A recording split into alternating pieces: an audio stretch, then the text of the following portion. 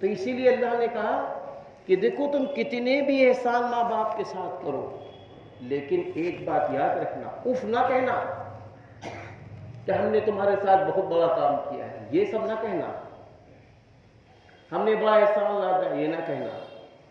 کیونکہ حدیث پاک میں ہے کہ ایک صحابی رسول صلی اللہ علیہ وسلم نے اپنی ماں کو حج کرایا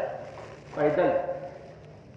اپنے کاندھے پر کبھی اپنے سر پر ٹوکرا رکھتے تھے، ایک ٹوکرا تھا جس میں ماں کو بٹھا لیا، حج کرا کے وہ آ رہے تھے،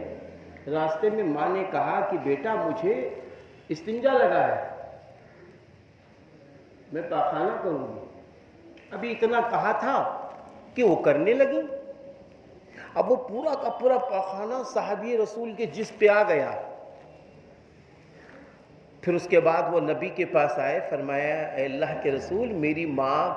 تھی، انہوں نے فرمائش کی میں حج کروں گی، میں نے حج کرایا پیدل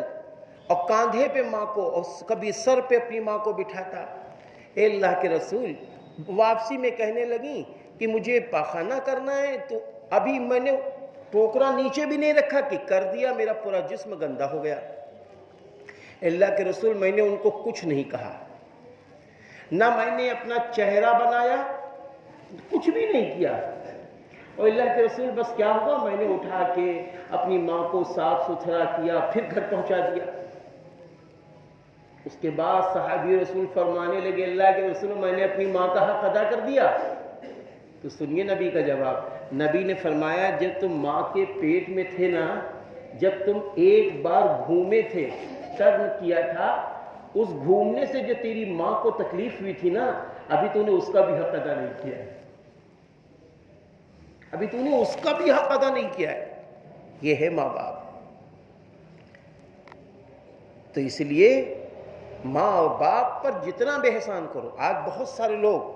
میں آپ سے سچ کہہ رہا ہوں، ہم اپنے نوجوانوں کو بھی دیکھتے ہیں، اپنے بزرگوں کو بھی دیکھتے ہیں،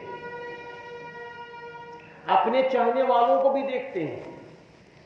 اور اپنی زندگی میں ہم ان کو بھی دیکھتے ہیں کہ بڑی تیزی سے اٹھان پر گئے، پورے خیر آباد، اطراف، سیتا پور چرچے میں بھر گئے، اور ہم ان کو بھی دیکھتے ہیں کہ جو کروڑوں کے مالک ہو گئے، کھربوں کے مالک ہو گئے، خالی اپنا وطن ہی نہیں ہر طرف جانا آنا رہتا، ماشاءاللہ دیکھ رہا ہوں،